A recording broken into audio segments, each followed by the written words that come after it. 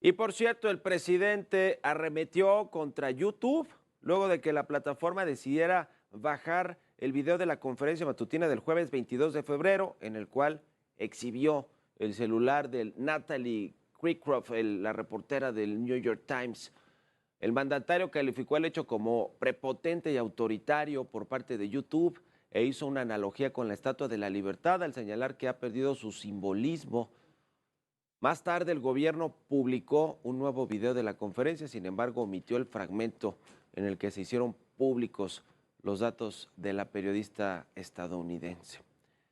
Y el gobernador de Sinaloa, Rubén Rocha, salió en defensa del presidente López Obrador. Desde Mazatlán reconoció su autoridad moral para encabezar la cuarta transformación y acusó a los periodistas de Estados Unidos de querer desestabilizar a México y denostar al presidente. Así lo comentó. Farsantes periodistas norteamericanos que quisieron denostar al presidente de la República y se entoparon con ese gran muro moral que lo protege y finalmente encontraron una derrota clara. El presidente es intachable, no tiene manchas y así lo ha demostrado. Otro personaje que apoyó al presidente fue Gerardo Fernández Noroña. El diputado del Partido del Trabajo arremetió contra los reportajes de los medios extranjeros que relacionan al presidente con el narcotráfico y explicó que dichas piezas son inventos. Enfatizó que los medios nacionales ya no tienen credibilidad, razón por la cual acudieron al New York Times. Asimismo aseguró que la policía cibernética ya indaga la filtración de los números telefónicos de sus compañeros. Y el momento fue aprovechado por Marco Cortés por la oposición. El presidente del PAN dijo que al presidente se le cayó su teatro de tratar de combatir la corrupción cuando se sabe que está claramente vinculado con grupos delictivos, porque sus campañas han sido financiadas por los narcotraficantes. Además recalcó que las puertas de la oposición están abiertas para quienes confiaron en López Obrador y ahora están pues amlopendidos, es decir, arrepentidos, pero esa palabra utilizó Marco Cortés.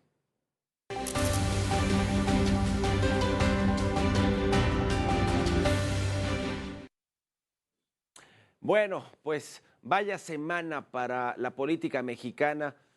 para la polarización social que existe, que prácticamente podemos decir que está en su máximo nivel, la polarización, el enfrentamiento claro entre el presidente López Obrador y los medios de comunicación, que no ha sido nuevo. Desde el inicio del sexenio ha habido una relación tirante entre los medios y el presidente, pero sobre todo el presidente que no le gustan las críticas, no le gustan los reportajes de investigación, no le gustan los periodistas que no hablan bien de su gobierno. Los periodistas no tienen que hablar bien de ningún gobierno, pero al presidente López Obrador pues dice que les quitó los privilegios, que ya no les da dinero, que por eso están muy enojados los periodistas, los medios de comunicación en general. Ahora se va contra los dueños también, ya no solo contra los conductores, columnistas, conductores de radio, de televisión, sino que se va contra los dueños. Dice que son los dueños los que tienen la culpa porque o no les lo censuran o no les piden que le bajen 2 rayitas, así como lo mencionó el viernes a los periodistas que se sienten bordados a mano, sino que pues les dice que o los calman o si no, el presidente está dispuesto a lo que sea, a violar la ley, a pasar por encima de la Constitución,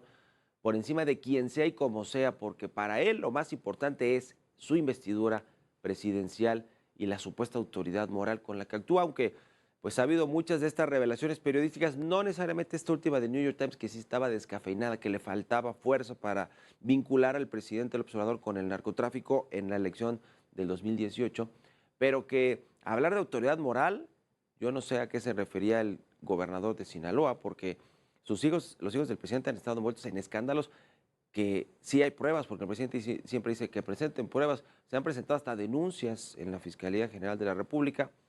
a las cuales no se les ha dado entrada claramente. ¿Por qué? Pues porque son los hijos del presidente. Pero su gabinete, también muchos integrantes de su gabinete envueltos en corrupción, en tráfico de influencias, en asuntos de desvíos como el de Segalmex, más del doble de lo que fue el desvío de la estafa maestra, para financiar supuestamente eso, campañas políticas. Así que intachable, como decía el gobernador Rocha de Sinaloa, pues no parece, ¿eh? Y mucho de esto, efectivamente, se ha revelado a través de investigaciones periodísticas o a través de información que se ha obtenido mediante el INAI, este organismo de transparencia y de cuidado de datos personales a propósito de la publicación de teléfonos personales y de otros datos privados que el presidente López Obrador con la mano en la cintura pues los publica. A ver, este no es el único caso, ¿se acuerda con el asunto de Carlos Loret de Mola? Bueno, publicó todas las direcciones de su familia, direcciones de sus inmuebles y además de todo, datos de las cuentas donde le pagaban o donde le transfieren dinero los medios de comunicación para los que trabaja y además el monto. Es decir, flagrante violación a los derechos de los ciudadanos de mantener su información privada y para eso están las leyes, para eso está la Constitución que ampara a los ciudadanos, pero el presidente dice, a mí no me importa, yo estoy por encima de todo eso. Así de grave y así de grave se ha puesto, le decía, esta polarización social entre quienes defienden al presidente y quienes están del otro lado,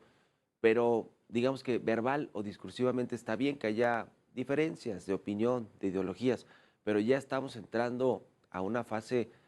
de pronóstico reservado, de que quién sabe qué pueda pasar, porque puede pasar todo si el mismo presidente López Obrador califica y descalifica periodistas a quien se le ponga enfrente cuando no le gusta nada, a Estados Unidos, a las agencias de Estados Unidos, al New York Times, a la Estatua de la Libertad, se mete con asuntos pues muy personales en términos de lo que representan estas libertades, por ejemplo, para los estadounidenses. No me refiero para Joe Biden y los gobiernos y los que encabezan las agencias como la CIA, la DEA, etcétera, sino para los estadounidenses en general, de a pie, que tienen y que ven en la Estatua de la Libertad, pues eso, un símbolo de las libertades que han ido conquistando. Y el presidente las descalifica así, a priori, y acusa a diestra y siniestra a YouTube y a todo mundo. Yo no sé, el presidente López Obrador, qué es lo que piensa que va a suceder cuando salga del gobierno, con todos los enemigos que ha ido creando y con los cuales ha ido fortaleciendo esta relación mala de animadversiones. Vamos a ver, ya está por verse qué va a suceder, porque además estamos a 8, 7 meses de que acabe el gobierno. Pero lo que sí no le cae nada bien a México es esta polarización, esta descomposición política y social que tenemos claramente y que es azuzada todos los días desde Palacio Nacional, desde las conferencias matutinas del presidente López Obrador, sobre todo en un año que es clave, que es importantísimo para México, porque es un año electoral donde se van a votar más cargos que nunca en la historia del país, casi 20,000 cargos públicos, cargos de elección popular, y que estemos en esta polarización tan exacerbada, a mí me parece que no le abona nada a la democracia y a lo que un mandatario, un jefe de Estado, un líder, pues tendría que hacer, que no es desunir, sino unir a los mexicanos, a sus gobernados. El presidente López Obrador nunca entendió esa ecuación ni ese liderazgo que se le otorgó siendo presidente de México. Vamos a ver qué sucede.